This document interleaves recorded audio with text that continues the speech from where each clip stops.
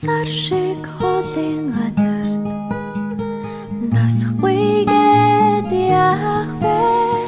Сайхан Монгол бүсгүй санахгүйгээд яах вэ? Зориод очсон газараа тасахгүйгээд яах вэ? Зоргоор орхисон нутгаа санахгүйгээд яах вэ?